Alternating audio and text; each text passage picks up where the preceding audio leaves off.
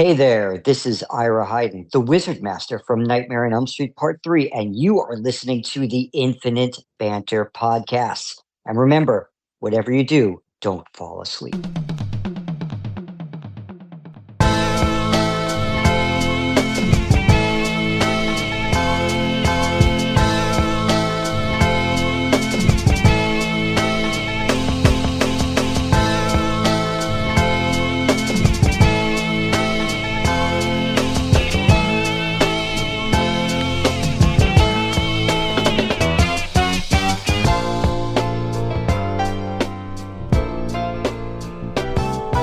Here it is, another episode of the Infinite Banter podcast. What is going on? My name is Mark Jolliffe, aka DJ Soundwave. Really been looking forward to this episode for a while. Every year, and I've been doing this since 2019, right around Halloween time, I like to put out an episode that has a Halloween feel to it. And I've been lucky the last couple of years. I had some good guests that came on where it worked out in the timing to where I can make it a Halloween episode. Last year, I did an episode on Friday the 13th in October, and I had Russell Todd from Friday the 13th Part 2 on here, and that was just one of my favorite episodes I did last year, and it was really fun to do that type of show. So on this one today, man, another horror franchise that I've always loved and grown up on was the Freddy series. And Nightmare on Elm Street Part 3, Dream Warriors, is one of my favorites of all the Freddy movies. And on today's show, from A Nightmare on Elm Street Part 3, Dream Warriors, we've got Ira Heiden on. If you remember that movie, he plays the character that was really into wizards and things like that. And he was kind of the wizard master. When they all got their powers to fight Freddy towards the end of the movie, he got out of his wheelchair, he had powers, and he would fight Freddy with his wizard magic. So definitely one of the fan favorites of that movie, and really excited to have Ira on the show today. So stay tuned. He'll be coming on to talk about that. And he's been in other stuff as well. He was in Elvira, Mistress of the Dark. He was in Father of the Bride, a lot of TV shows. So stay tuned. Ira Heiden is here to talk about his work with Nightmare on Elm Street Part 3 and much, much more. But before we go forward, we always go back. And I want to go way back into time. So I mentioned earlier that Russell Todd was on my Halloween episode last year. Well, I want to bring back a little portion of him talking about getting noticed, getting recognized when he's out and about from doing his parts in Friday the 13th Part 2, the first movie that actually featured Jason as the killer, a spoiler. And I also want to play another clip from a guest I had earlier in the year. Many of you know I'm a big Walking Dead fan, and Ira Singleton was on the show here a few months back. And I want to play that as well, and he's talking about his character T-Dog and how he met his demise, another spoiler, on that show, but how it was thought of that maybe he would have gone on a little bit longer. So I'm going to play both of those clips to try to get you guys to go back and check out that old episode with Russell Todd and the other episode I did with Ira Singleton. So go back, check those out here on the Halloween edition of Infinite Banter Podcast Flashback. Yeah, most popular is Friday the 13th. I think it's not necessarily the most visible because the soap opera I did was very visible. Yeah. And Chopping Mall, that movie, and some other things I had done. But there's something about horror that captivates people, and that's why those conventions are mobbed. And you know, people stop me. I was at the gym the other day, and I was on the treadmill or on an elliptical bike, and two over, someone looked over at me and goes, "Are you Russell Todd?" I said, "Yeah." He says, "I love Friday the 13th, my favorite movie."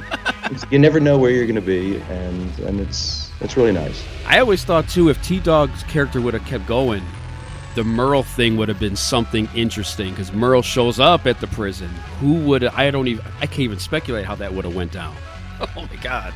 Many people were looking forward to that, as well as I, and word on the street is I should have stayed alive, but it switched. Word on the street is Carol was supposed to die, and T-Dog was supposed to live. And there were some last-minute changes that took place. And wow. We are.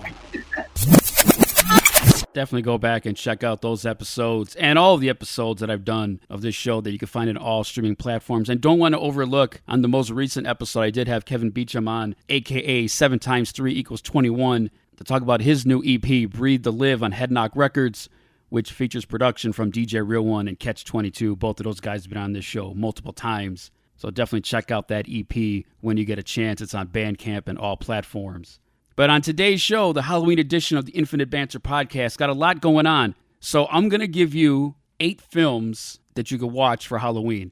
And these are films that I never seen before. And, you know, every Halloween I try to watch a couple movies and things like that. And this year I've really gone at it. It's like I'm almost every day I'm looking for something to watch. So I found 8 that I've watched so far. They're all pretty good. There's like one dud in there. I'm going to talk about those 8 films real quickly towards the end of the episode and give you a rundown of which ones you should watch. And also, I did something, speaking of movies to watch. Some of you might remember the wrestler B. Brian Blair, the Killer Bees from WWF days in the 80s. He's been on the show a couple times. And last year when he came on here, he talked about this movie, and it's in his book, Tales from the B-Side, when he talks about this movie called Cannibal Holocaust that he went to go see with Abdullah the Butcher, I think when they're out doing shows in Japan. Look, I've been avoiding watching this thing for a long time, but I finally did do it. And this is going to be the infinite torture for this episode. I don't want to say too much here, but stay tuned. We have a new infinite torture, the legitimate definition of infinite torture. I sat through Cannibal Holocaust, and I will talk about it later on in the episode and play that clip from B. Brian Blair, which explains him talking about it, which made me slightly interested to see it. And a year later, here I am. I watched it because it popped up on my Peacock stuff to watch, and I was like, maybe this is a sign it's Halloween time. Maybe I need to watch this damn thing. So I did. So stay tuned for that. Also, Ira Heiden is here, more importantly, to talk about his career and things of that nature. So stay tuned. Got a lot going on this Halloween edition of the Infinite Banter podcast, and you can find it on all platforms. Rate and review the show. Check out Spotify. I got a poll there, playlist, all kinds of things on Spotify that are more interactive. Make sure you rate and review the show when you go to these different apps and platforms and such. You can check out the show on YouTube. And don't forget our sponsor, super7.com/Infinite Banter podcast. They have all kinds of cool toys and merch. They got some Halloween stuff out now. I saw they got some figures from Return of the Living Dead. I might have to cop one of those. They've got hip-hop figures. They've got heavy metal figures. They've got, like I said before, they've got some Rocky figures, Bruce Lee, G.I. Joe, Thundercats. Just about anything you're into, there's a figure for it, and they've got it. So definitely check out super7.com/Infinite Banter podcast. All right, let's get into it. Ira Heiden is here. Halloween edition of the Infinite Banter podcast is about to begin. But before we do anything, the show never starts until the one and only DMC gets on. He says this, and the show will begin. Yo, what's up? This is me, DMC, the K-I-N-G, the greatest MC in history. And right now, you're listening to Infinite Banter, because we will banter on forever, because this is the only place for all of y'all to ever be. I be Infinite Banter.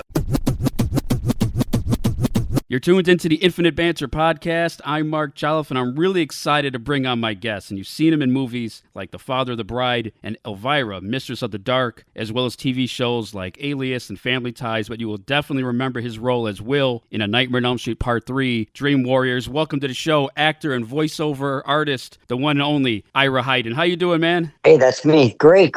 Thank you very much, Mark. That was a nice intro. Yeah, man. You know, whenever I have a guest on, they usually say that. I'm like, yeah, I gotta... You know, I grew up on wrestling, so like the big thing is I gotta get him ready. Here he comes, here she comes. Let's go. You gotta know who this person is to keep listening, and if that doesn't keep you tuned in, then I can't help you, right? So. Absolutely.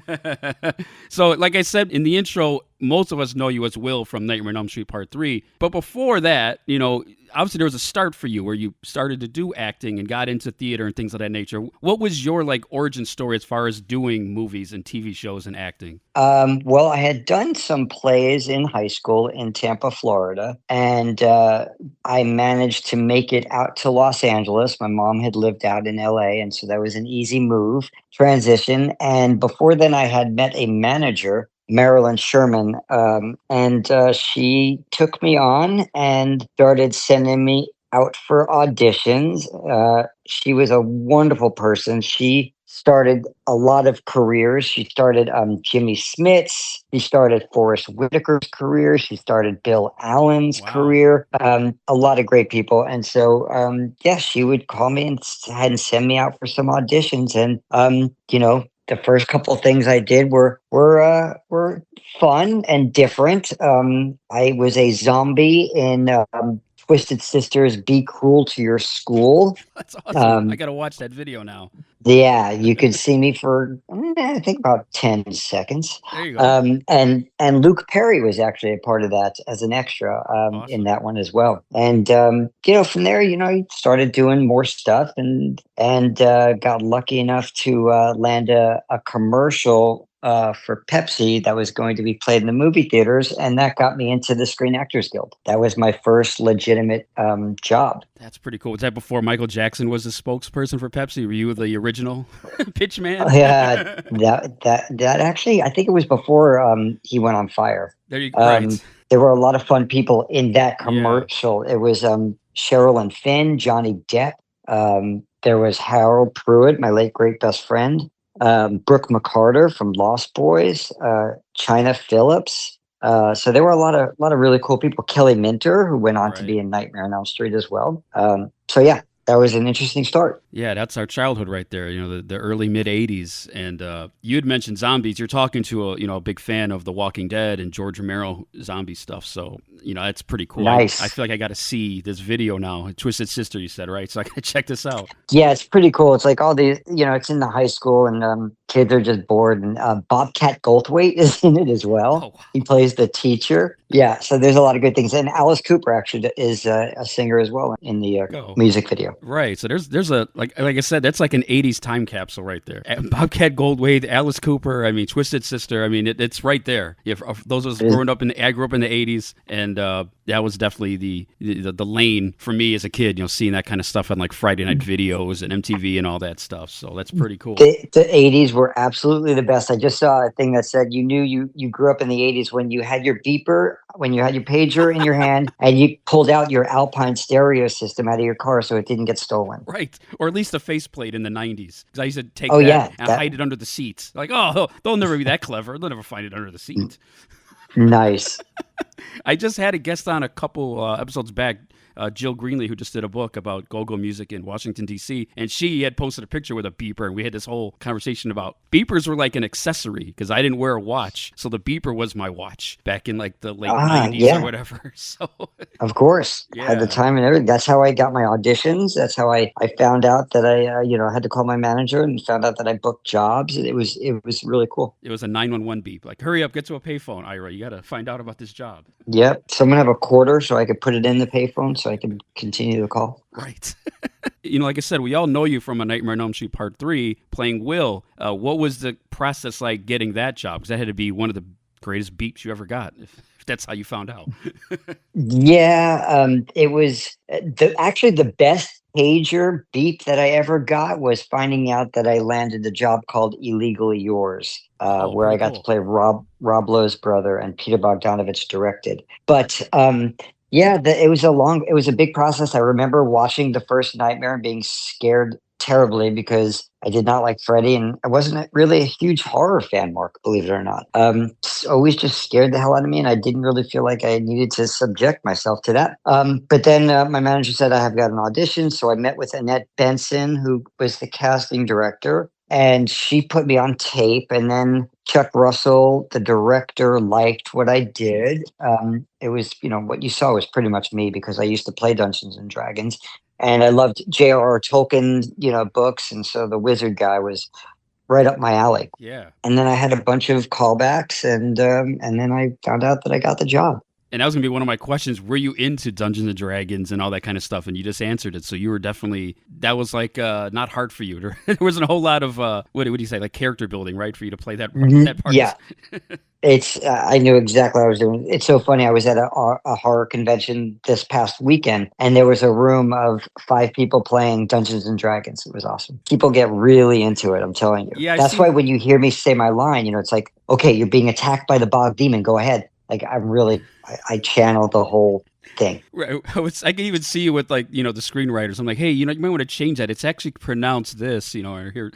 He would actually say this, like, I've seen those tables too with the magic deal that they do. I can't say I know much about it, or I'm sure Pokemon is somewhere in that category too, I guess. But yeah, all those games that people play, it's fun stuff, man. And yep. And I was gonna also ask you, obviously your character is big into that, but also your character's in a wheelchair. Was there a lot of prep for that? Did you have to learn how to use one? I actually did. I wasn't given one until about 2 weeks before the shoot. They told me to practice with it. So I had managed to go through with my best friend Harold Pruitt through Westwood, right in where UCLA is, and started using the wheelchair and trying to figure out how to get across the street without getting ran over.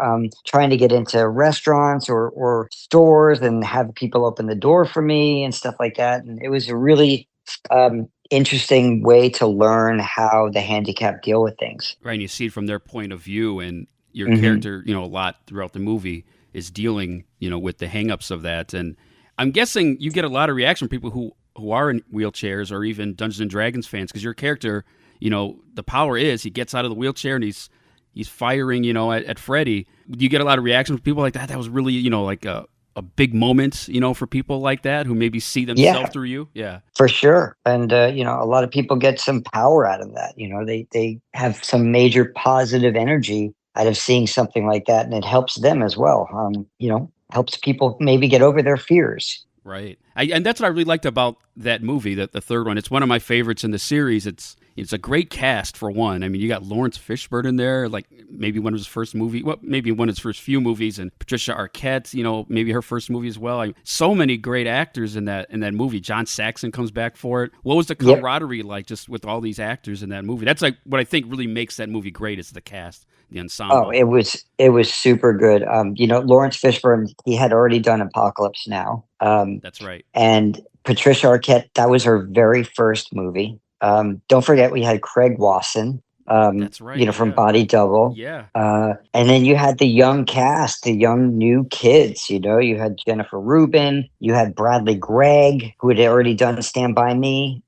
You have Rodney Eastman, Ken Sagos, Penelope Sudrow, these young, aspiring actors and actresses that just banded together in the movie. I mean, we had a reading before, and it was an awesome experience to be able to actually go through the full movie, reading it at Chuck Russell's friend's apartment in Westwood. We all had lunch on a Sunday and read through the script. It was great, and it was again just to get to be in that movie and to feed off of the other actors and see how Freddy Krueger actually is, and Robert Englund, and obviously Heather Langenkamp was just super cool after being in the very first one. Yeah, the idea that they brought her back, really made something special about that movie, because they could have just kept going on because the second movie didn't have her in it, and maybe they could have just went a different way with it. But to bring her back, it kind of almost felt like a sequel in a sense to the first one. And then, with the great cast with you guys in it, I think it really just, like you said, it was just a great ensemble. And do you guys see each other at conventions and such? I'm sure you guys all get together every now and then and see each other at these conventions. Yep. I'm going to see Bradley Gregg this Friday at the Hollywood Show in Burbank. And gosh, when am I going to see the other Dream Warriors? I don't know when the next major convention is, but we were just all in South Carolina for Spooky Empire. That's awesome.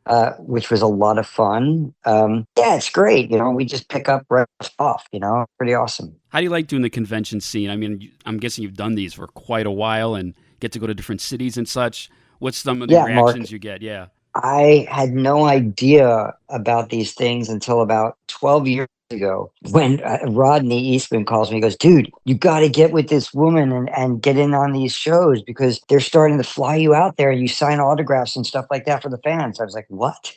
Okay. And I mean, I knew that Nightmare 3 had a big fan base and that, that Nightmare was a big movie and stuff, but I had no idea until you start hitting all these different shows. You go to New Jersey, you go to Pennsylvania, you go to Orlando, you go to Chicago, you go to Indianapolis, you go to Seattle. I mean, it's phenomenal. And then these conventions, sometimes they take you overseas, and you go to Europe and stuff. I was in 2 years ago, we did Manchester, England, for the Love of Horror, and that was amazing. So it's pretty damn cool to figure out that this has opened up so many doors. Right. And, and I've been able to get more work as an actor because of it, because there's a lot of up and coming horror directors and producers that want to continue. Like, 2 years ago, we were at Monster Mania and in Pennsylvania, and I met the guys from Terrifier. They had just done the wow. Terrifier 2, which had done so well. Right. We were like, oh my gosh, this is amazing. And now just hearing how great Terrifier 3 did last weekend in the box office. Right. It's not a movie that would normally be big with a blockbuster. No. Yeah. No way. But it beat out Joker. Right. I mean, it's crazy. But so there's a great thing. You know, these guys, they believed in what they loved and what they do, and look where they've taken it. So again, these conventions, you get to meet people, you get to see so many people. Like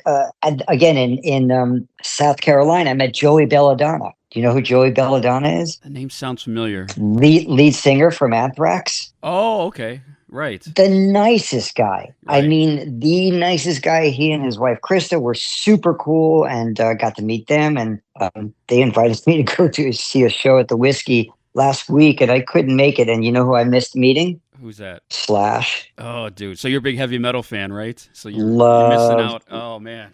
Love the heavy metal. I feel like I've gotten off track. Where No, it's take okay. me back to where you want to go. Because you started with Twisted Sister and Alice Cooper, and that was another thing. Yeah. And that was another thing. At a convention, I ran into Dee Snider, which I hadn't seen him since that shoot. And I was like, dude, I was in your thing. And he's like, yes, you were there. So was Luke Perry. That's great. I remember, see? Yep. And from my video, you springboarded into Freddy Krueger movies. So there you go. Exactly. Yeah, that's pretty cool. So that first convention, it's like, all right, pack a Sharpie. I'm going to go to some city. And that's probably when you really start to get the feeling that that movie was special to a lot of people, right? I can't tell you how many posters I've signed and how many pictures I've signed and how many gloves I've signed. And how many people have come up to me and said, this is the most amazing movie. I was 5 when I saw that movie. My mom and dad showed it to me when I was 5. I'm like, what was your parents' problem? They showed this to you when you were 5. Wow. I didn't show it to my son until he was 13. Anyway, no, it's fun. And it's great. No, I have a 5-year-old daughter, and she knows who Freddy is, but she has not seen a second of any of these movies. But she's fully aware of, like, it's kind of hard not to, with go trick-or-treating and stuff, and I dress up like Jason every now and then. So, yes, 5 years old is definitely not the right age to be watching the movies.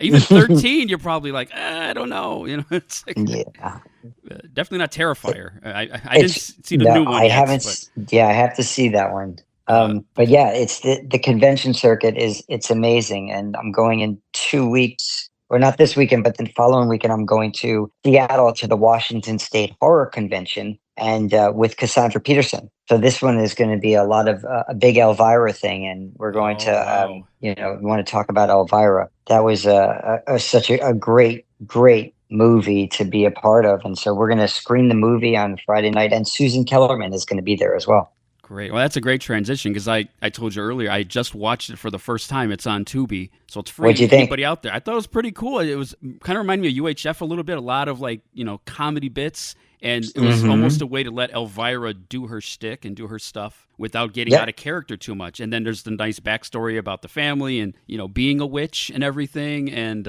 it was such a great cast. I mean, Edie McClurg, that's again, 80s time capsule right there. I mean, she is the one in all those movies. And, you're great in it. You with the other two guys doing the panty raid or whatever when you climbing up to the window, getting the Polaroid. Getting the Polaroid and it was great. I mean, Cassandra's such a sweetheart, and she's so smart and so witty and loves rock and roll like you wouldn't believe. Right, and that's right up your alley with Heavy Metal. Were you a fan of Elvira before you got that part of the movie? Were you pretty much aware of her stuff? I was aware, but I hadn't watched anything really. So, then getting into the movie, obviously I've seen a lot more and stuff, and it's been super great. But yeah, he and I do share the heavy metal. I remember going on set at 5 a.m. once at Warner Brothers and go into my trailer, put my stuff down, and I wanted to get a cup of coffee. So I walked by a trailer that was blasting Guns N' Roses. And sure enough, it was Cassandra at 5 o'clock in the morning blasting Guns N' Roses. Yeah. And I only recently found out when I watched Pee-wee's Big Adventure that she's in that without, obviously, Elvira stuff. And I had no idea. All these years, I didn't know. And when he had passed last year, I as my 5-year-old daughter, I introduced her to Pee-wee, and we watched, and it still holds up. That movie is phenomenal still to this day.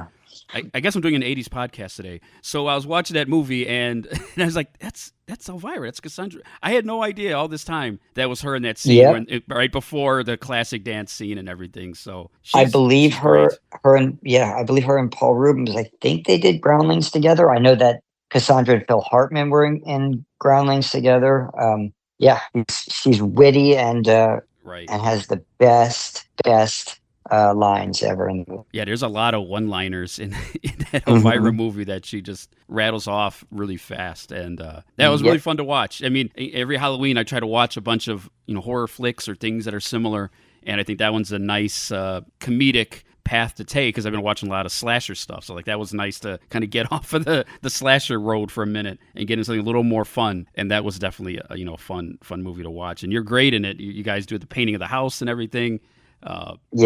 So yeah, for me, like as a fan, like you've done movies with Freddie and Elvira. I mean, that's like two major icons of that decade for sure. Right, that's not too bad. Robert Englund, Cassandra Pearson. Yeah, you can't beat that. Then I got to work with Rob Lowe playing his brother, which was amazing. Who still looks the same. And then he doesn't change. He looks the same. Yeah, you can't tell. Yeah. And then I got to have a small part in a movie called Father of the Bride. Yeah, man. So Steve Martin is one of my all-time favorite anything. I mean, not just comedians. The Jerk is like my favorite comedy. I have some of his albums. And when I saw that movie, I remember the first time in that scene with the hot dog buns were just going ballistic about the amounts of buns in there. Just talk about working with Steve Martin in that movie and getting that that role to play that scene with him. So I'm trying to remember if it was the costume designer on Elvira who told me that I should audition for that movie, Father of the Bride. So I went in and I was put on tape, and then they brought me back and they cast me. And I'm thinking, okay, not a huge line, or it's like a maybe 10-page scene or something, or 10 lines in that scene. But I'll do it, sure. With Steve Martin to be on there with him, it'd be amazing because. Much like you, growing up, he was my favorite comedian, him and George Carlin. Oh, yeah. Used to watch Steve on Saturday Night Live, wild and crazy guys. Right. And excuse me. The arrow in the head, the whole shtick. Yeah. Yeah. So once I got the job, I was super psyched. And then my first line in the movie is, "Excuse me, sir, what are you doing?" So I think I'm going to be funny, Mark, and we're going through rehearsal again early in the morning, 7 o'clock or so. And I meet Steve for the first time, and the director says, "All right, let's just run this rehearsal and action." And so I yell as loud as I can, "Excuse me." That's great. Yeah, but nobody else really laughed. Oh, okay. Good thing I wasn't working there because I would have died. It was bad, but I got a smirk out of Steve, and then they said, "All right, let's try it again." So from then on, I didn't do any silly stuff. I'm straight laced now. I'm just gonna do the line, and you know what though? I mean, I'm sure Steve appreciated, even though he maybe didn't show an over the top gesture that he did, but Yeah, I think somewhere deep down he did appreciate it. That's great. That's and I've ran into him several times since, and how I usually start my life, "Excuse me, Steve, we worked together on Father of the Bride." "Oh yes, how are you? Good to see you." That's great. And he's right about the hot dog bun count too. So that is a dilemma for many people who it's a problem. Yep, it's ridiculous. It's a conspiracy. The hot dog people and the buns people got together, and they do. They think the American people are just a bunch of trusting nitwits. Oh, you know something, Mark? What's that? I was at I think again, it wasn't South Carolina. I was in Chicago. I was at Days of the Dead, and this family came to me with their 10-year-old, and they wanted to record me saying my lines. and he did the full-on Steve Martin lines monologue. Oh, that's He great. memorized it all. It was amazing. Did he bring like a pack of hot dog buns with him for you to sign? No, he just did the lines, but it was great. That's awesome. Yeah.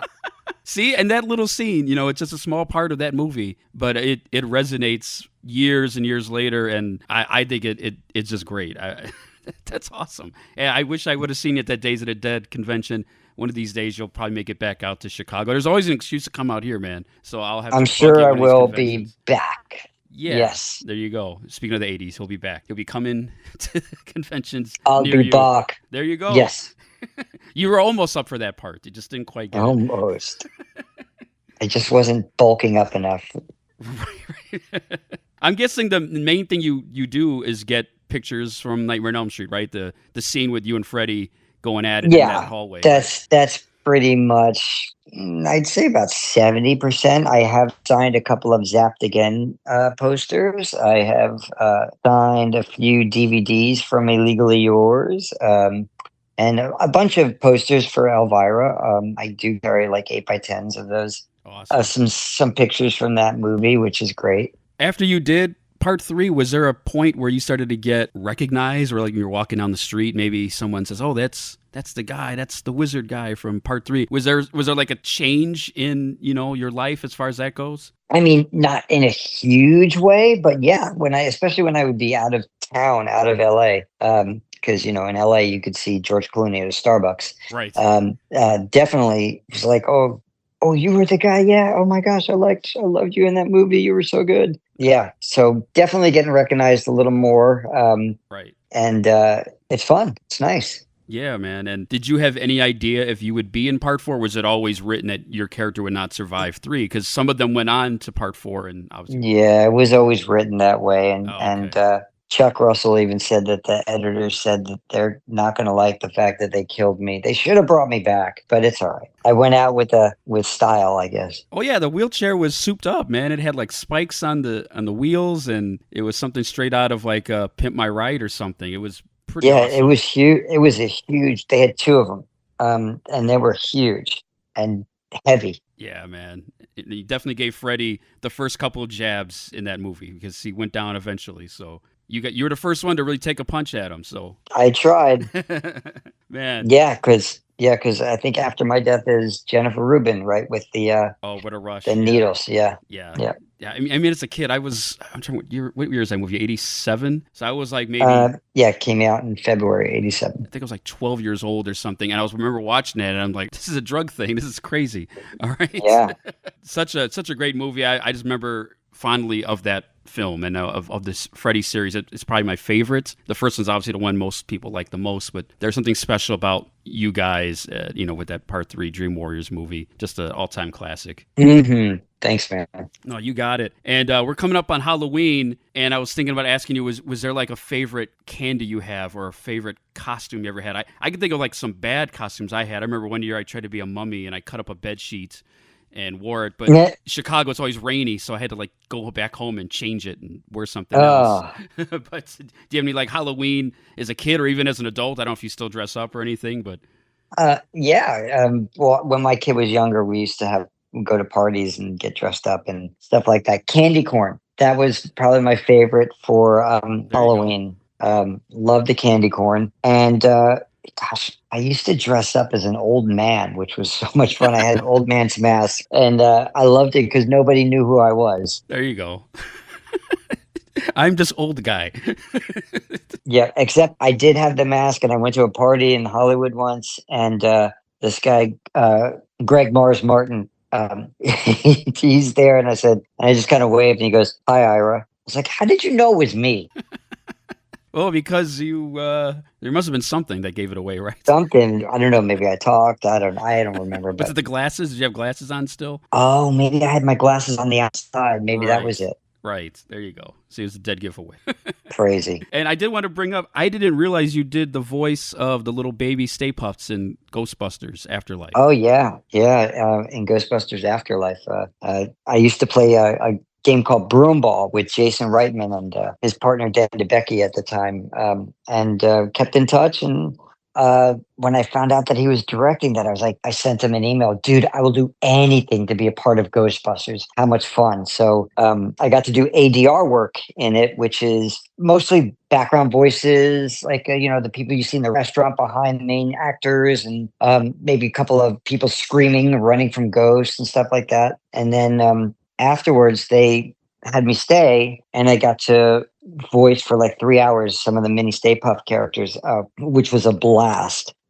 Being directed by Jason Reitman, and some of the people I got to work with. John Kassir, he did some of the voice on that. You remember who John Kassir is? That name sounds familiar, but you'll have to refresh my memory. He's the voice of the Crypt. He's the Crypt Master. Oh, all right. Tales from the Crypt. Yeah. And so he did it, and there was a lot of really fun, cool people. I've seen him at conventions. Like, people give him their phone, and he'll do the voice. Right. He did that for my son also. That's awesome. No, that's and great. So that was a fun part to be in.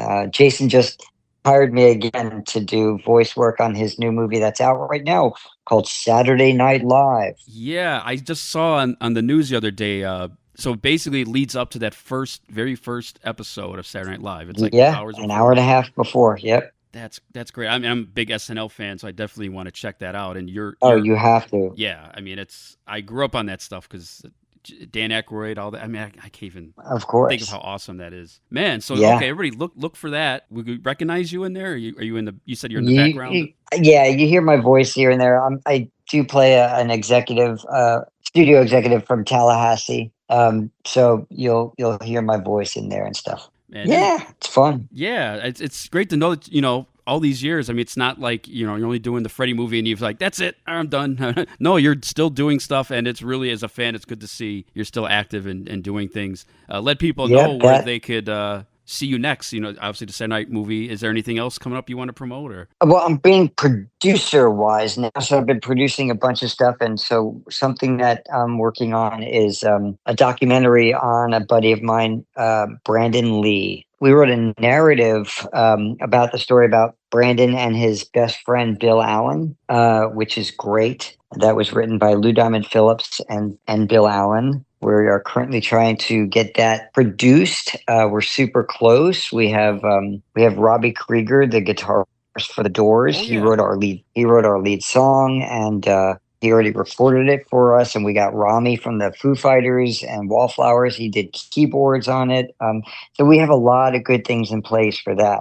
And then on the another side, we did produced a documentary that should be out, I want to say like in November next year. Yeah. So there's things to look out for. And the Brandon Lee, I mean, I'm sure there's so much in there I just saw The Crow for the first time this year. I haven't seen it all these years, and I finally got around to watching it. And you could see the potential. He was just going to be such a superstar.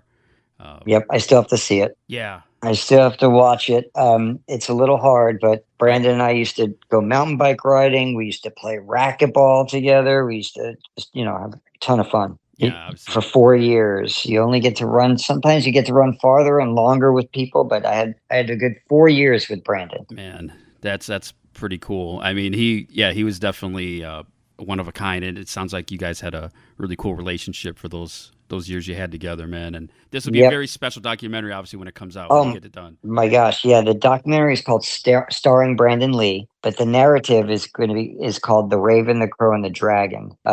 There's going to be some incredible stories in that, true stories that were so much fun. Wow. And amazing. And the documentary, we have so many people that gave their time and spoke about Brandon, Melissa Etheridge, Lou Diamond Phillips, director John Lee Hancock, but just a ton of people. And the Doors angle, that's probably my favorite rock group of all time is the Doors. So the fact that you got Robbie to do something, that's pretty cool. Oh, dude, Robbie has become a good friend of mine. I just saw him live at the little place called the Baked Potato. He's got an awesome jazz band called Robbie Krieger and the Soul Savages, and he just got nominated for a Grammy. So hopefully he wins that in February. It's called the Baked Potato. That sounds like a cool place to hang out.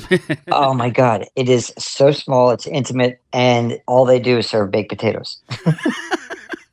No sour cream or chives or any of that stuff? No, all of that. Yeah. Oh, all of it. Okay, good. I was going to say, it's got to be more than the potato. Yeah. Okay, awesome. Any kind of way you make it, but they don't do chicken. They don't do anything. It's any way you want your baked potato. That's great. You know, they don't. It is fun. I saw Steve Lukather there, also guitarist from Toto, Okay. who also gives us a great interview for the Brandon Lee documentary. Yeah, Steve's a good bud, but he's played there, and I mean, he blew my ears out. He's so loud.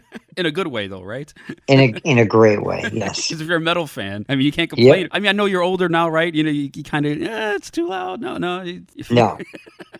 That's when you put the earplugs in. They're right, and they can't see it. They don't know that you're keeping the decibels down a bit. Yeah, man, it's the same for me when I'm 49 now. So whenever I go to like a concert or something, it's like, how close do I want to stand to the speaker? You know, where do I want to be so my ears aren't blown out of my head, you know, when I'm listening to something. So, but man, it was such an honor having you on here, Ira. I'm such a fan of your work, especially, like I said, Nightmare on Elm Street 3 and everything. And let people know how they could follow you online. And I know you've got a website where people could buy merch if they can't make it to these conventions. That's correct. If you go to the Real Ira Heiden, that's on like Instagram and Facebook. And Real is REEL, the Real Ira Heiden. And my website is just simple as this, iraheiden.com.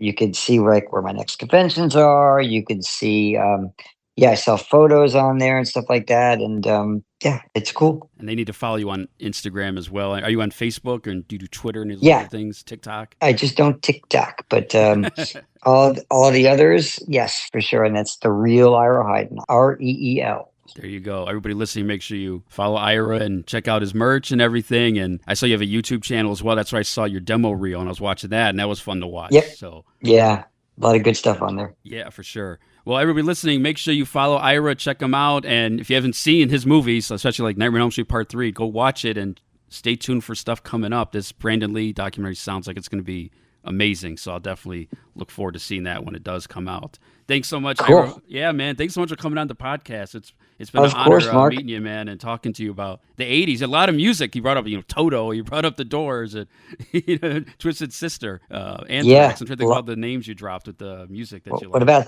don't forget Dawkins. Yeah, right. There you go, man.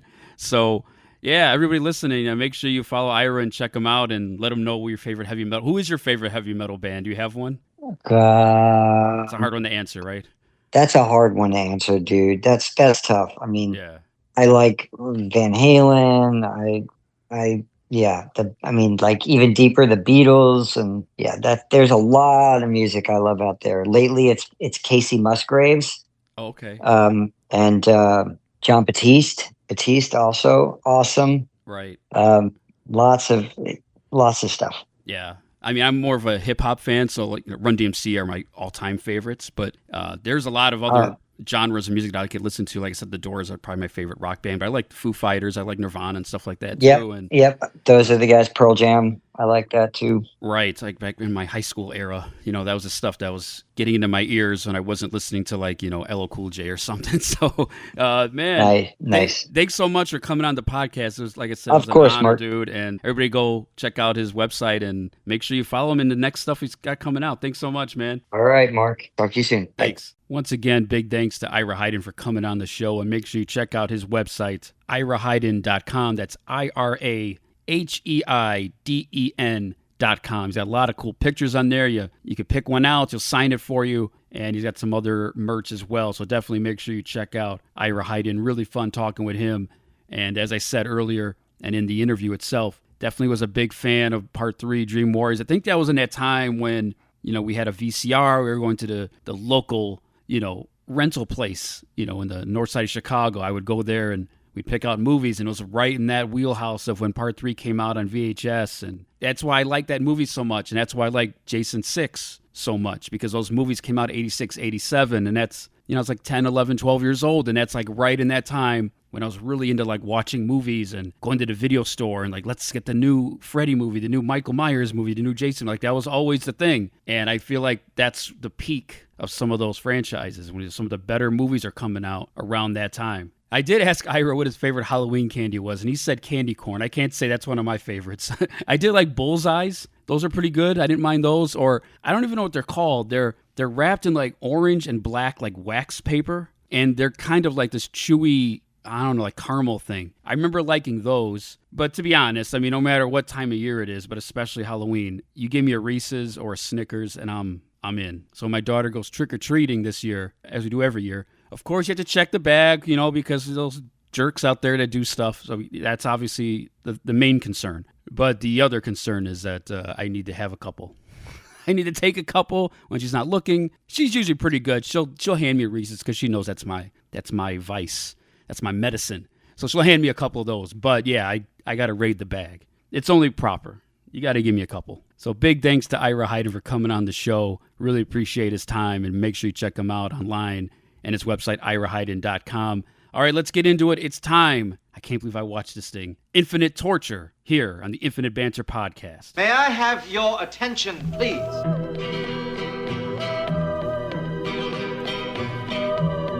Infinite Torture. You would think I didn't watch the movie. I remember the movie. No, of course you did. Of course. You know what I mean? So you can have you can't call something bad without actually paying attention to it. I do that pretty much all the time, so I disagree. You're a terrible person. Yeah, it was fucking ridiculous. There you go. But, That's the way you sum it up. Yeah, complete garbage. Cool, Kim. You're making me feel like the Grinch because I had all this hate in my heart for Vanilla Ice all these years. 30-something years, and now I'm just warming you up to him, like, yo, you know what I'm saying? Like, oh, well, maybe wasn't that. Let me go listen to Ice. Let me go watch the movie. So, what was it, the Vanilla Ice? What was that Vanilla Ice movie you had? Cool as Ice or something. You know what it's called, because you went and seen it. You went and seen it. You know what it's called. You know what it's called. I'm going to delete this. This whole thing's going to delete it. Not only do you know what it's called, you was there opening day, all right? Cut it out. Yeah, instead of the Star Wars poster, I really have Cool as Ice. Yeah, with the motorcycle and the whole shit, yo. So you've seen it too. Hell yeah. Twice. You got the Blu-ray and the special director's cut. Hell yeah, I do. And I'm trying to run into so I can get my copy autographed, you heard? Get out of here. Complete garbage. Infinite Torture. What's wrong with you, Mark? It's time once again for the Infinite Torture segment. I haven't done one of these in a couple months, but I'm definitely, I don't know if excited is the right word, because the movie I put myself through was straight torture. This is the segment where something I never saw before or even heard would be something that I was maybe somewhat curious to see or hear, and I finally got around to doing it. And I judge it and talk about it and decide if it was a true torture to watch it. And this is definitely the most torturous one I've ever had to do. So B. Brian Blair from the Killer Bees, wrestler from the 80s and 90s and such. He's been on the show a couple times. And last year he was on to talk about his book, Tales from the B-Side. Definitely go check that out. If you've not read that book, go do that. But he came on to talk about one of the stories in that book where him and Abdullah the Butcher were in Japan. They were doing wrestling shows out there. And they went to a movie theater to watch this movie called Canibal Holocaust. Here's a clip from that. And I'm playing that just so you know why I'm here talking about this movie today. So here we go, a clip from B. Brian Blair talking about him and Abdullah the Butcher sitting in a movie theater watching Canibal Holocaust. Yikes. There's one that I really stuck out too with Abdullah the Butcher, and you guys were overseas, and he wanted to go see that crazy movie Cannibal Holocaust. I had to look up that movie, and I was like, I think I'm good. I don't need to watch this. Oh man, you should watch that movie. Yeah, golly. It looks crazy. It looks crazy. You really should watch that. I mean, okay, it was. I can't tell if it's real or not real. And, when we were at the movies, first Abby kept saying, come on, Brian, let's go to the movies. I want to go see this movie. In his very tempered, squeaky-like voice, let's go to the movie. There's one called Cannibal Holocaust. And I said, Abby, man, I don't like it. That sounds like a scary movie, and I'm not into scary movies. Oh, you sissy, come on, man. It's not scary. It's supposed to be a great movie. I said, how can you tell? You can read Japanese? Yeah, a little bit. It's got it's rated to be a great movie. And I said, okay. So we go to see this movie called Cannibal Holocaust. And there's the tree people and the ground people. And there's like professors and stuff that go to study the cannibals, but they never come back. And they got collections of these canisters of film hanging. Tree people have them hanging trees, and you can see them living up in the trees, and then you see the ground cannibal jump or the tree cannibal jump on a ground cannibal and beat him up, and all of a sudden they're eating a body, and it's like there's a big pole, and you see this girl, she's impaled. The pole's coming right out of her mouth with the flies all around her. Jeez. I mean, it's so freaking real. You gotta watch it. Yeah, it looks so real. I mean, Mark, it's like, oh. And anyway, all of a sudden, after all that tongue lashing I got from Abby about that, I hear, oh. And boy, he just hurled. And I mean, he hurled all over these Japanese moviegoers, just puked all over them and let it go. Oh, butcher. They all knew who Abdullah was. And he got so scared and grossed out that he puked all over. Jesus. So, I saw like a trailer for it or something, and I was like, wow, it looks like a documentary. You're right. Some of it you can't tell what's real or not. I guess a lot of people were really freaked out by this thing. Yeah, very freaked out. So it's crazy. Really crazy story there from B. Brian Blair, and it's just funny because Abdullah the Butcher was a guy who was known for blading himself in the ring and, having cuts and everything and being a mess. When he wrestled, it was messy. If you look at him now, his forehead has a bunch of lines on it from taking razor blades so much to himself. So the fact that somebody who did that professionally couldn't handle a movie should pretty much tell you what this movie is. So here we go. I saw it. I have Peacock.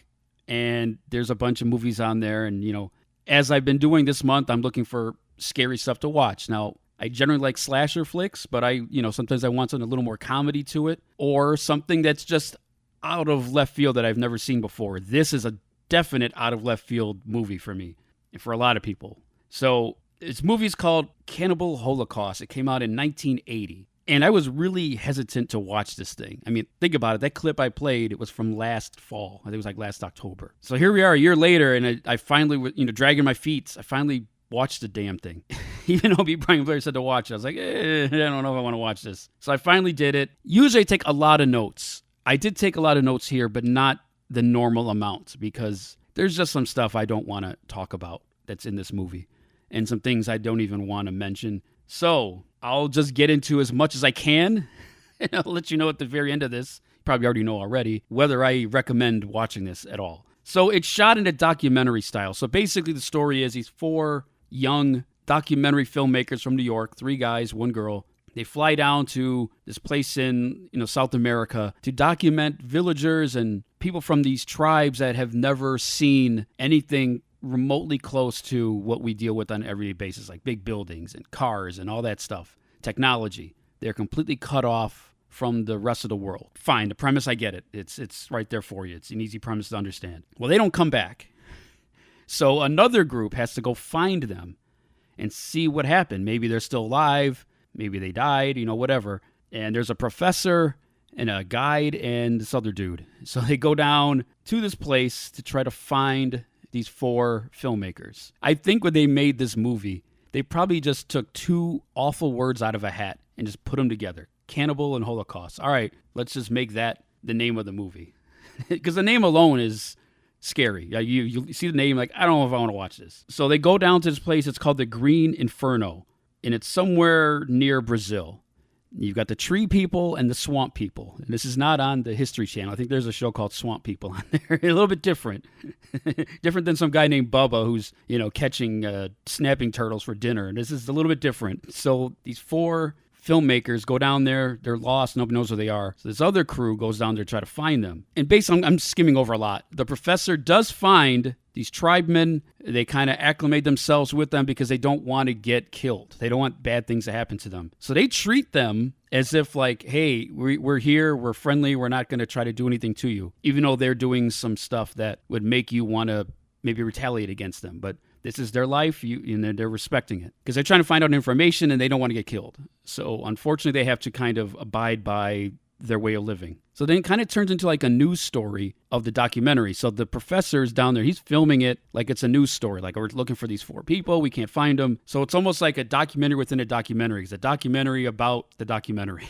So I don't know if you follow that, but it's kind of done very cheaply. But I think that's what makes it so scary because it's very real. It kind of gave me like a Blair Witch Project vibe. I don't know if Blair Witch is at all influenced by this. It must have been, because it's taken all from camera shots of the person holding the camera. Now, of course, some of it is not like that. A lot of the footage is filmed that way, so it's watched that way, and when it's brought to us as the viewer, so it definitely feels very much like you're there. I wrote down I got a Predator vibe. Yeah, because there's guys in army fatigues hiding in the forest, and they're, looking for these natives, and they got these big guns and everything. So it definitely felt like Predator in a way.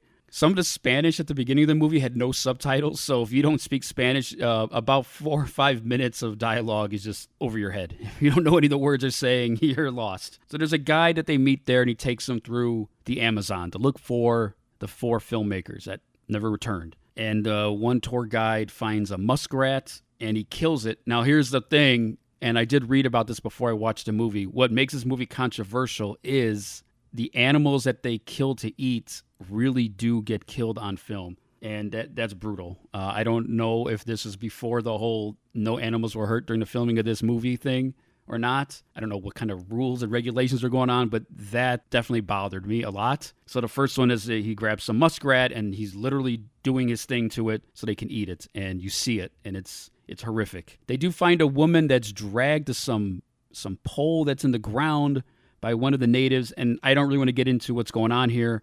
If you watch the movie, go ahead and check it out. I'm not going to say what happens. I wanted to turn it off at this point. This is about 30 minutes in. It's a 90-minute movie. It felt like an eternity. I kept checking the timer. It's not just that it felt long. It's just I wanted off the ride. Like, it's just like you're on a roller coaster, and it's like you see the harder parts of the rides are coming up, and you got through the first drop, and you think you're okay, but like, oh no, there's a bunch of other parts of this roller coaster. I don't know if I want to sit through this, but I'm already on it. I can't get off. And that's how this movie felt. So they find the villagers. I wrote down they all have Beatles haircuts. Yeah, they all look like the Beatles. They look like they're all from the cover of Help. They've all got that bowl cut. They need a barbershop down there. I do like the music in this movie. It's very creepy. It kind of has this like weird kind of like, it sounds like something that you would have recorded in the forest. It definitely has a cool feel to it. So I definitely thumbs up. They really got the score for this thing really well done. Lots of nudity in this. So not just are they killing animals on screen. There's a lot of nudity. If you like nudity, this is for you. Enjoy. It's gore porn, I guess. I don't know what to call this. It's crazy. So eventually they run into the tree people. The tree people, take a liking to these 2 guys, the professor and the guide. I think the other guide person died. I don't remember. So they run into the tree people. They finally find them, who are at war with the swamp people, by the way. They don't get along. And the tree people take a liking to him. Basically, the way they take a liking to him is the professor has like this little recorder, and he does like a John Cusack Say Anything deal. He holds it over his head and starts playing this song, and they're all like wowed by it. So they have like this big celebration. They're cooking a person, and the professor has to eat the liver, which is pretty gross. And he unwillingly does because he doesn't want to become the next meal. So they find the skeletons and the remains of the 4 doctors. So they're dead. They're gone. There's no finding them at all alive. And the way they know it's them is because they're in like a big net, and inside that net is the film equipment. So they go from that, and then they're back in New York. Like, I didn't see them get on a plane or anything with the remains or anything. They're just in New York. So they're there. They're in a boardroom, the professor and some bigwigs who want to take the found footage and release it. But they need to watch it first and see what's on there and see what's salvageable. So they start watching the footage. So they start watching the film footage, and you start to get more of a feel for what their time was like and what was going on with them meeting the villagers and such. One of the filmmakers' name was Mark. I'm like, great. So one of the guys that dies has my name. Fantastic. More nudity. I wrote that down. There's a lot of nudity in this damn thing.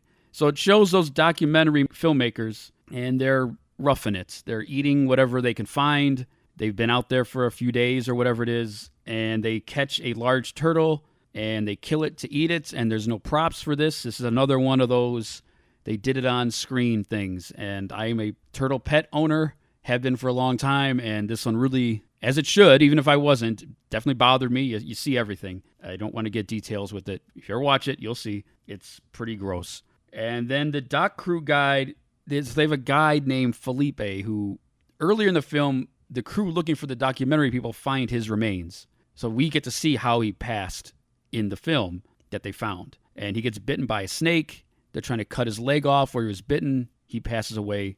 Of course, they kill the snake on film because this is what they do on this movie.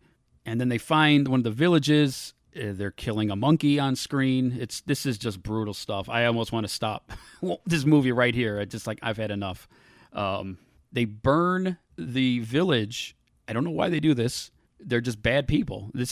When I'm saying bad people, I'm talking about the filmmakers. Like, they're not there to learn anything about these people. They just go in there and they just run havoc. What they're doing is they're trying to, because they thought they could edit this later, they burn the place and then they film themselves acting as if like they just came upon it like, oh my God, look at the carnage. It's so sad. After they just did all this horrible shit to these villagers. They shoot their pig. Yes, they do that on screen too. It's just all kinds of terrible stuff. So these are bad people. So you go from like, oh man, what happened to them? I feel so bad for them, to like, I don't care what happened to them. These are 4 bad people. They should never have gone down there. What were they doing there? Leave these people alone. This is horrible. I forgot to mention they killed tarantula on screen too. So there you go. I don't know what the kill count is. I don't care. I don't want to talk about the animal kills anymore. Documentary people scare the villagers because they do horrible shit to them. More nudity. It is about an hour into the movie now, so at least I'm getting close. The professor hates the footage, and I wrote down, me too, bro. I hate it as well. This is awful shit. I'm leaving a lot out here, man. There's a lot of shots of the World Trade Center, which definitely, hit me a little bit, being, how many years since 9/11. So that definitely took you back every time you see it. And every time I see it in a movie, it definitely takes me back. But in this one, because it's so crazy how there's all this stuff going on in the Amazon, and you come back to modern times, and it's like, and that building's not even here anymore. So definitely, that aspect definitely took me back. At the end of the footage that they're going through, they're sifting, and I'm skipping a lot, guys. They meet the tree people, the documentary people run into them, and things don't go so great because they treat them bad too. The only difference is the tree people don't fuck around, and they're the cannibals. So you could only guess what happens next. There's one of the 4 guys has like blonde hair and a red bandana. And I wrote down, look, it's Hulk Hogan without muscles, but also a jerk though. He's still a jerk, just like the real Hulk Hogan. Terrible guy. And they end up mud wrestling with a couple of them, the women. So it fits for Hulk Hogan guy. Yeah, brother, I'm going to wrestle you in the mud, brother. There's an impalement in this. Man. So I read online that when this movie came out, like, the guy who directed it was actually arrested because they thought it was real footage. I mean, some of it is, but they had to, like, this impalement one specifically, they had to look and see, is this real or not? And he had to prove that it wasn't. Man, it's gruesome stuff, man. So again, if you guys ever watch this, you'll know what I'm talking about. Nonetheless, the tree people retaliate and they kill them all one by one. It's amazing that they're still filming all this. Like, so while one of them, like the Hulk Hogan guy was taken first, they're still filming it. They're not jumping in to help him or anything. And then the girl's taken next, and they're still filming it. And then the last 2, they go down, and that's when the camera shuts off. I just wrote down, still filming? Like, go help them or run away or something. I don't know. So this was rough, man. This is a tough one. So the board members, after seeing all this footage, they decide reluctantly at first, but eventually they came to their senses and they said, burn the thing, which, yes, burn this damn film. And the professor at the end, he walks out of the building in the streets of New York. He looks up, he sees a World Trade Center, and then he says to himself, I wonder who the real cannibals are. And I'm guessing this is a thing with like corporate greed or something. I don't know. After watching all the stuff they were doing in that movie, it's hard for me to be like, oh, let's turn this against the corporate America. No, this is gruesome shit, man. You can't have like a moral compass now and try to do some sort of like symbolism here. So yeah, this was pure torture to watch. Pure torture. And I had a legit headache after watching it because it really was a lot to sit through. And I'll never watch it again. It was a true definition of infinite torture. Thanks be Brian Blair for recommending it. But no thanks. I will never watch this again. And I don't know if I needed to. Maybe I should have skipped this one. This was definitely a hard one to watch. But it's Halloween time. You watch stupid stuff like this. So here we go. So I usually rate these things 5 garbage cans. 5 garbage cans meaning the worst. 1 garbage can means it was pretty good, tolerable, whatever. I don't even know how to rate this thing because the premise was cool. The music was good. The idea was good. But seeing the realism of it, and I don't mean just like in quotation marks, like the real killing of animals definitely bothers me a lot, so it's hard to endorse something like that. But it felt real. I mean, it felt like there was something really happened. And I think that's what makes it so chilling and made it a cult classic. But this is a rough one, man. I'll give it 2 garbage cans, only because I think that the intent and the idea of it is really well done. But sitting through it and watching it is just not pleasurable whatsoever. And I need to watch the more tamer stuff. If someone give me something that's easy to watch after this. I need to watch some Disney movies or something. I need to wash this off of me. Ugh. Canibal Holocaust. Watch it if you dare, but I'm not endorsing it. Just stay clear of it. Yikes. Complete garbage. Hey, this is Jason Warner Smith, and you are listening to Mark Jolliffe on Infinite Banter.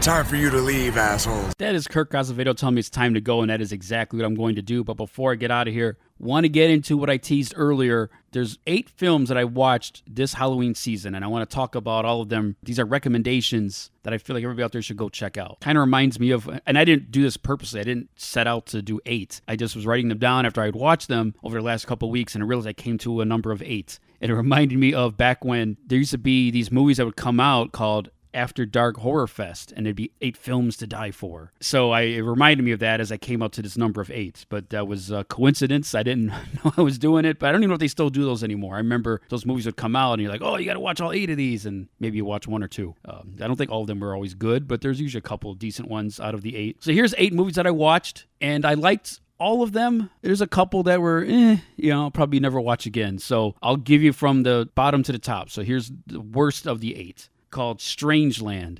And it's funny because I was talking to Ira about Twisted Sister and the lead singer Dee Snider, and this is his movie. He plays the bad guy in this. And I watched it mainly because Robert Englund was in it, and it's on, by the way, 7 of these 8 movies are all on Tubi. So that means they're free. You don't have to pay anything to watch them. Get the Tubi app, and you can check them out now. The only one, and I'll get to it later, that you have to get on a paid platform for, I'll mention which one that is.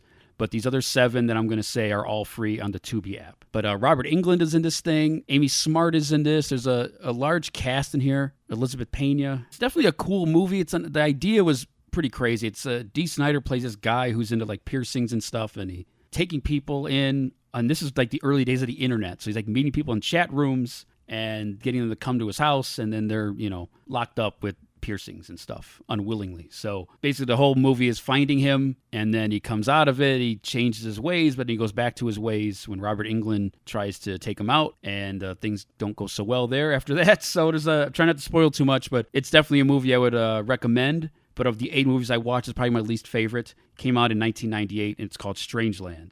Number 7 is a movie I'd never seen before. It's called Prom Night. Jamie Lee Curtis stars in it, and this is right in her heyday, right after Halloween, right after Terror Train. She's doing a lot of these slasher-type films. This is how she became a scream queen. She's doing these movies every couple of years or so, and this one's called Prom Night. There's a remake of it. Most horror movies have a remake. I've never seen the remake. I've never seen this one before. I don't know how it slipped past me. But I was thinking the whole time I was watching, it's like, if you like disco and you like slashers, go watch Prom Night. There's a lot of disco music. There's a lot of dancing. I've kept thinking John Travolta was going to show up.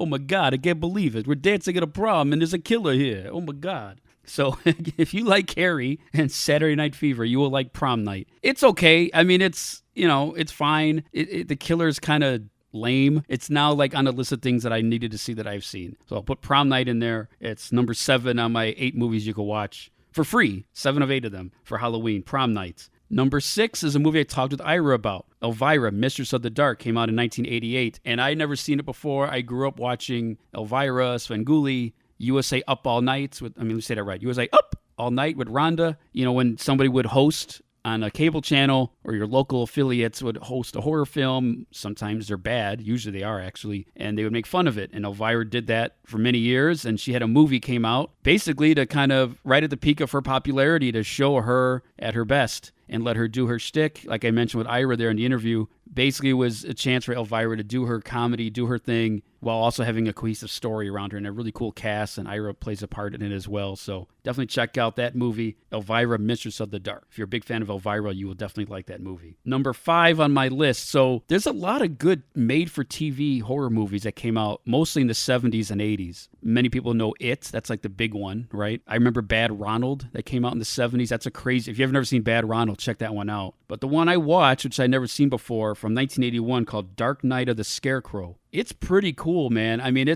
I can't believe this is on like CBS in like 1981. Really good cast. Basically, something goes wrong with somebody being accused of something that he didn't do, and he kind of becomes this killer scarecrow. So check it out, Dark Night of the Scarecrow. They made a sequel. I don't know if I want to watch it because I read it has nothing really to do with the first one. It's not good, so I'm more or less probably going to avoid that. But I definitely recommend this one, Dark Night of the Scarecrow from 1981. My 4th movie is the most current movie, and in order to watch this one, you have to see it on a paid platform. It came out this year. It's called In a Violent Nature. I watched it on Philo, Philo. I never heard of that platform before, but whenever I want to see a movie, I'll just Google it, and it'll say where to watch.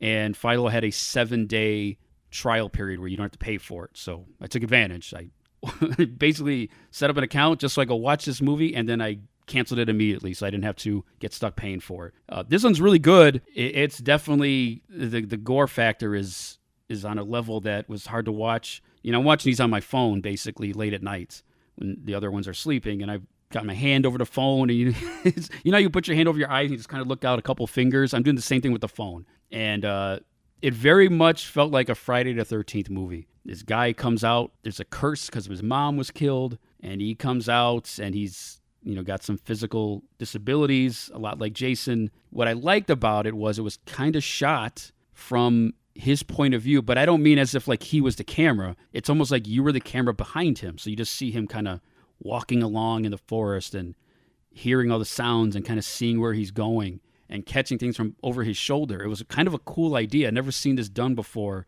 in a horror movie. So I really liked it. But again, the kills in it are on another level. So if you like that stuff, if that's why you watch these movies, you will like this movie quite a bit. But I don't want to spoil too much, but it's definitely one that sat with me for a couple days. I needed something. I needed like some cartoons after watching this one. All right, here we go to the top 3 here. So speaking of Jason Part 2, which you talked about earlier with Russell Todd, he had the potato sack over his head. He didn't have the hockey mask yet. That wasn't until Part 3. I think the movie that influenced that look, and I don't know if this is directly, influenced by, but I assume it had to be, was this movie called The Town That Dreaded Sundown, 1976. Again, there's a remake for that too. I have not seen it. But this one I always wanted to see because I saw the poster has a guy with the potato sack head. I'm like, what is this? This is pretty cool. Is that where Jason, or they stole that idea for Jason from? I have no idea, but it's definitely similar. And it's based on a true story. That's another thing that made it very hard to watch because you're watching this thing like, oh man, this really happened? Some of this stuff? Oh, this is crazy. There's a scene with the trumpet. That's all I'm going to say.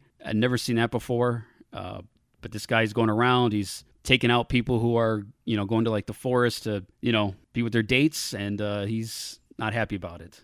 And they never caught this guy apparently either. So this movie is definitely chilling. And I like that 70s vibe, man, that 70s, 80s. And you just see these next two are the same thing. That's my lane right there. I also was excited to see that it was starring Andrew Prine. Some of you might know from V. He was in the V miniseries. He played Steven on there, and he passed away recently. Also, speaking of V, I should have mentioned this before. In Dark Night of the Scarecrow, Lane Smith, who was on the V TV series, he has a role in that one. He's one of the 4 guys that the Scarecrow is haunting throughout the movie. So being a big V fan, it was cool to see a couple of these actors showing up in these old 70s and 80s films. But definitely go check out The Town That Dreaded Sundown. It's really good, from 1976. Number 2 on here is Maniac. This movie is nuts. It was, where do I start with this thing? So there's this guy who's out there doing bad things, right? So Joe Spinell is the star of this movie, and if you remember, he was in Rocky. He played Gazzo. He was in the first couple Rocky movies. I think he had a scene in Taxi Driver as well. He plays the killer in this, and basically he's out there looking for women to dress up as mannequins with and uses their hair. But he doesn't just ask them to cut it off. He does his own way of getting it. Pretty crazy stuff. The special effects with the kills in this is something unbelievable. Tom Savini is behind all that. He's a legend in the game as far as horror special effects and stuff. There's a scene where Tom Savini and a girl are in a car, and the maniac character jumps up on the hood and takes a shotgun and shoots through the windshield. And what I read is that they actually did film that is a real shotgun. Now, of course, it's a dummy in there, but I read that they didn't have permits to do this or anything. They just did it, and it's crazy. It's very scary. I think any movie where the idea, these are the movies that really get me, where you're walking somewhere and it's late at night and you feel like somebody's following you, but you're not sure if they are, and then you think they are, and then you find out they are, and then if you feel like you gotten away, and then you haven't gotten away. That happens a lot in this movie. There's one where there's a nurse going to the train station. It gave me vibes of going down to the Blue Line at midnight when I used to work downtown, and he's following her, but he doesn't get all that close, but close enough to where it's scary. So definitely check out Maniac from 1980. It is out there, man. You got to check that movie out. It's nuts. And the number one movie on here from 1981, also special effects done by Tom Savini, The Prowler. I never seen this movie before. I don't know how I missed it all these years. It is fantastic. Now, it's a slow burn. There's a lot of downtime in this. You know, it's kind of that 80s thing where things are happening, but it takes a while to get there. But when things happen, it's crazy. There's this guy dressed up in army gear. I think he's like a World War II vet, and he's out there causing havoc on these kids having a party at this college celebration of some sort. I think they're all graduating. I'm not sure. It's kind of like prom night in a way. They're all dancing and having fun and all that. It's kind of crazy. It's hard to tell like how old. Like in prom night, they're supposed to be in high school, but Jamie Lee Curtis looks like she's 28. Like, I don't know what it is. Like, back then, like, people who were supposed to be 17, 18 years old, they all look like they're 30 years old. So it's hard to tell if it's supposed to be high school or college or whatever school it is. But The Prowler is great. There is a couple of kills in that, man, I can't even say them on here. Just watch The Prowler. Out of all these movies, if you only pick one, go watch The Prowler. It's on Tubi. Go check it out right now. It is right in that wheelhouse of that old school slasher steez, man. I really like that kind of movie here. So that's it. The Prowler, Maniac, The Town That Dreaded Sundown, In a Violent Nature, Dark Night of the Scarecrow, Elvira, Mistress of the Dark, Prom Night, and Strangeland. Go check out any of those 8 or all 8 of them if you'd like. The ones I listed, like 1 through 5, are definitely top-notch 5-star material. Go check those out if you get a chance. All right, that is it for me, the Infinite Banter Podcast, the special Halloween edition. Hope you enjoyed the show. Make sure you check out the show on all platforms. Rate and review it. Check out Spotify for the poll questions and the playlist. Go on YouTube. Type Infinite Banter from clips from past guests. There's some episodes on there as well. And make sure you check out the sponsor, super7.com/Infinite Banter Podcast. All kinds of cool figures and merch on there. Definitely check them out. And once again, big thanks to Ira Heiden for coming on the show. Check him out at iraheiden.com. He's got signed photos and all kinds of cool stuff on there, so definitely check him out. Follow him at The Real Ira Heiden, REEL, and he's got a lot of cool stuff on his Instagram, and he'll be coming to a town near you. Hopefully he comes back to Chicago to do a convention. I'd love to meet him in person. All right, that's it for me. Thanks for checking it out. The Halloween edition of the Infinite Banter Podcast. Coming up on 200 episodes, so really excited about that right around the corner. But thanks again for checking it out. Thanks to Ira Heiden. And until I do another one of these, I'm out. Hey, asshole, get off the road.